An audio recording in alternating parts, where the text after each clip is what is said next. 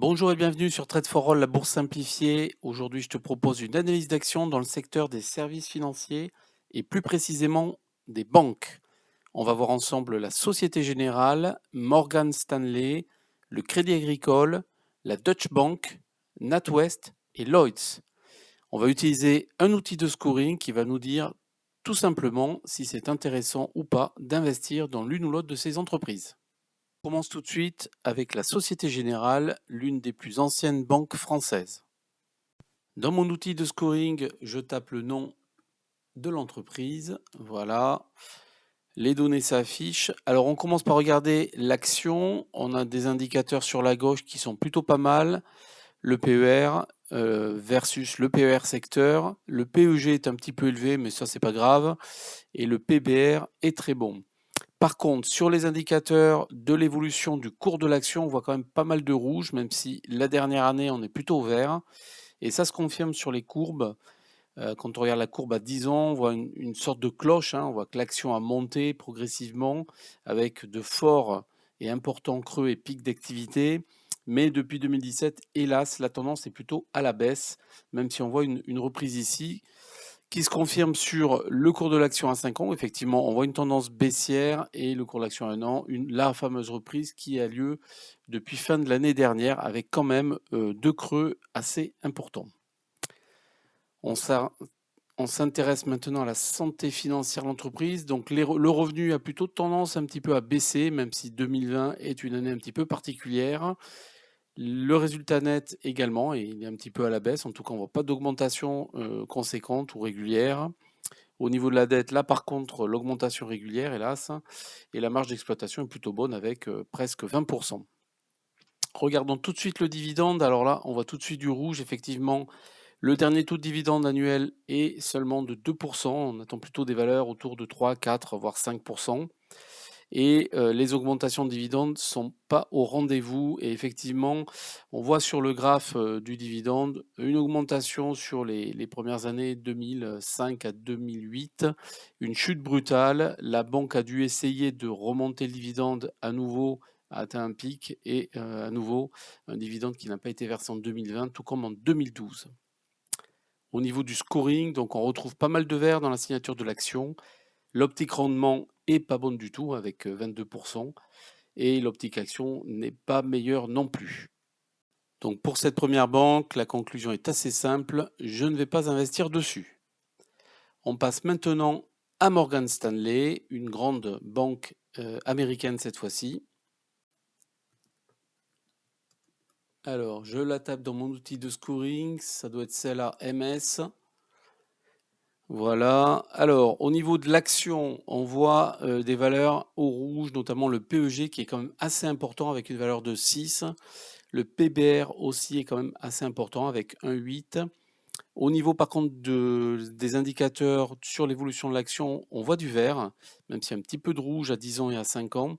Et effectivement, ça se confirme sur la courbe qui est assez jolie, puisqu'on voit une augmentation régulière de l'action sur les premières années. Bon, il y a eu un creux sur 2016 qui a été ensuite une reprise, une stabilisation, la chute liée au Covid et puis une augmentation très, très conséquente du cours de l'action. Donc la banque, on peut dire, elle a bien profité de la crise sanitaire. Même chose sur le cours à 5 ans. On voit le même type de courbe. Et sur le cours de l'action à 1 an, on voit effectivement une augmentation jusqu'à peu près septembre 2021. Et depuis, le cours de l'action a plutôt tendance à un petit peu baisser. Au niveau de la santé financière, le revenu est plutôt à la hausse. Le résultat net également. Par contre, le taux d'endettement est très élevé avec plus de 200%. Et effectivement, on voit que la dette évolue un petit peu chaque année. La marge d'exploitation, par contre, est confortable avec presque 40%. Au niveau du dividende, on voit du vert. Alors même si le dernier taux de dividende annuel n'est pas très élevé avec seulement 2%, mais il faut le corréler également avec la valeur de l'action qui a très fortement augmenté. Effectivement, c'est compliqué pour la banque de faire suivre pareille augmentation aux dividendes qui sont versés aux actionnaires. Donc on voit un pic en 2007 Il faudra que je m'assure de contrôler cet élément-là, mais globalement, le dividende est versé de façon régulière et est un petit peu en augmentation depuis 10 ans. Le scoring est pas si mal, même si on voit quand même pas mal de rouge, on a quand même beaucoup plus de vert. Et effectivement, le score rendement est à peu près à 60%, tout comme le score action. Pour Morgan Stanley, je pense que je vais attendre un petit peu, voir comment évolue le cours de l'action sur les prochains mois et éventuellement j'investirai dans cette entreprise. On passe à présent au Crédit Agricole. Crédit Agricole qu'on ne présente plus, qui est également une grosse banque française, spécialisée à l'origine, comme son nom l'indique, dans le domaine ou le secteur agricole. Alors, on voit tout d'abord au niveau des indicateurs de l'action plutôt des valeurs qui sont très bonnes. Au niveau du cours de l'action, on a plutôt une augmentation globale de la valeur de l'action sur 1 an, 5 ans et 10 ans, ce qui est bien. Par contre, on voit qu'il y a des fortes fluctuations de ce cours de l'action qu'on constate effectivement sur le graphique à 10 ans. L'action a augmenté jusqu'à peu près 2017, puis a baissé, ça a re-augmenté, ça rebaisse, même si c'est la crise sanitaire, ça réaugmente. Donc on a quand même une action en dents de scie et assez peu de constance dans son cours. Ça se confirme d'autant plus à 5 ans. On voit ces pics qui sont quand même assez importants.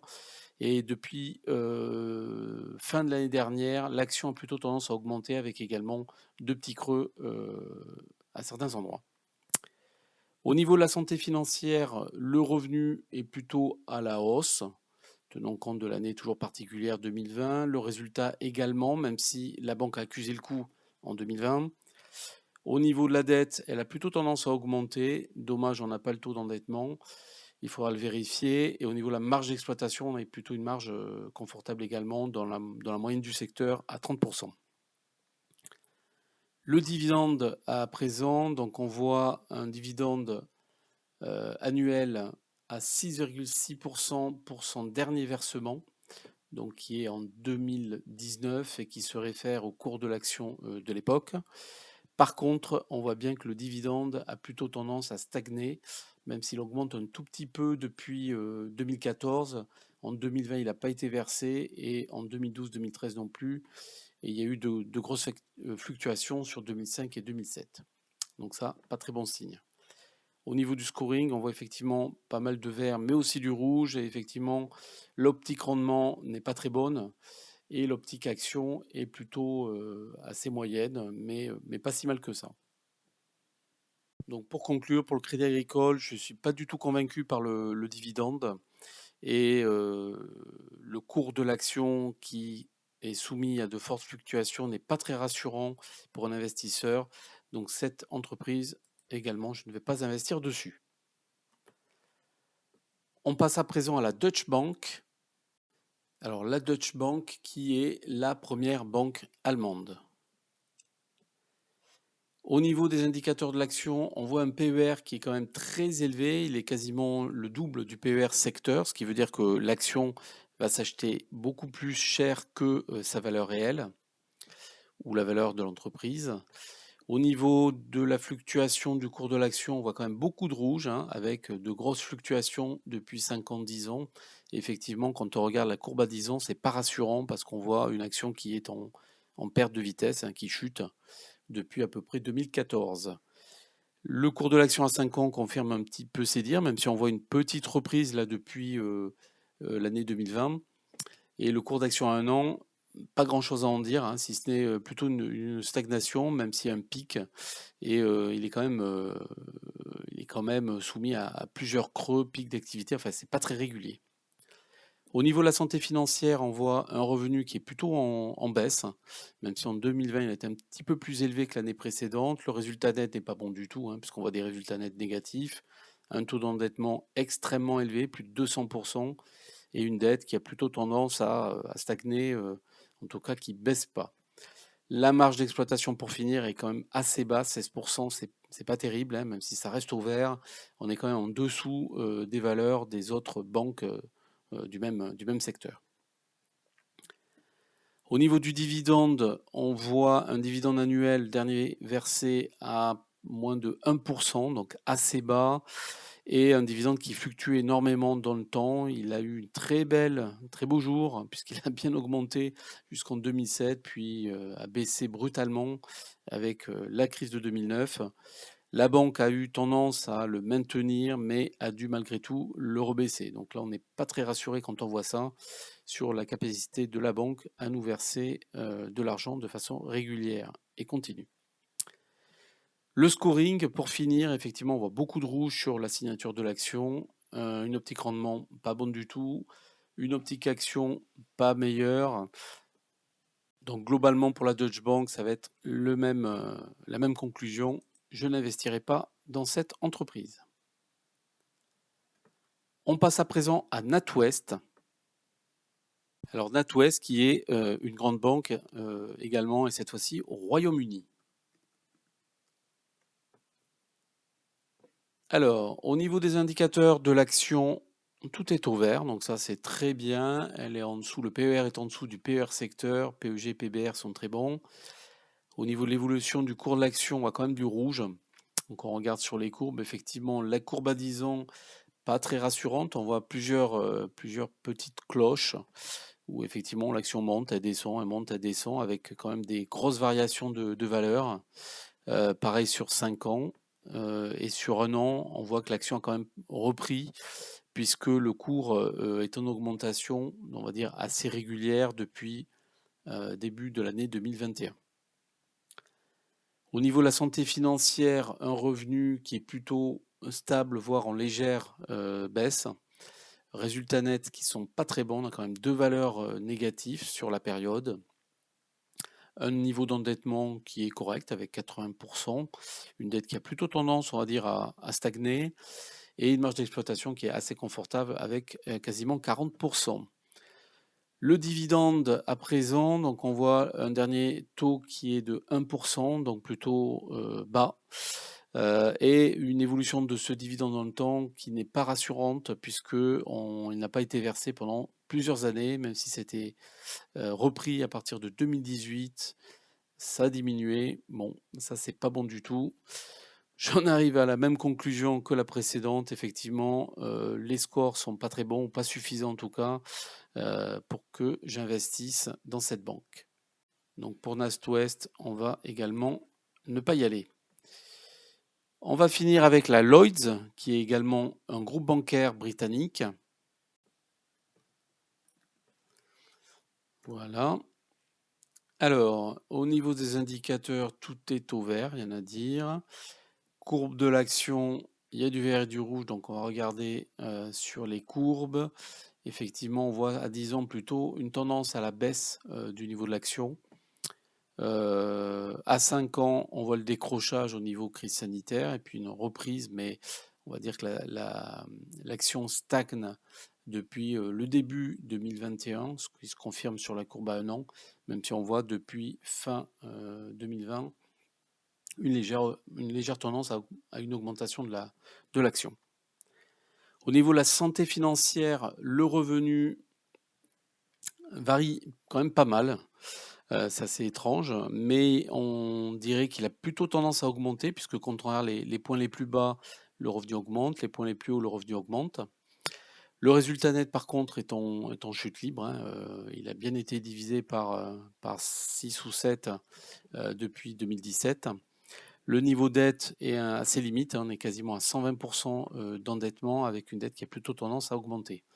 La marge d'exploitation est pas mal, hein, puisqu'on est à 28%. Au niveau du dividende, un dernier taux de dividende qui est quand même très bas, avec 0,2%. Là, on voit plutôt du rouge. Et effectivement, le dividende a été bien versé pendant plusieurs années. Il a baissé en 2010 pour atteindre 0 pendant 5 ans. Il a repris ensuite avec une légère augmentation, mais a redescendu depuis et n'a pas été versé en 2020. Donc pas très rassurant de ce côté-là. Et effectivement, signature de l'action et les scores qui ne sont pas très bons, en tout cas insuffisants, pour donner envie d'investir dans cette entreprise.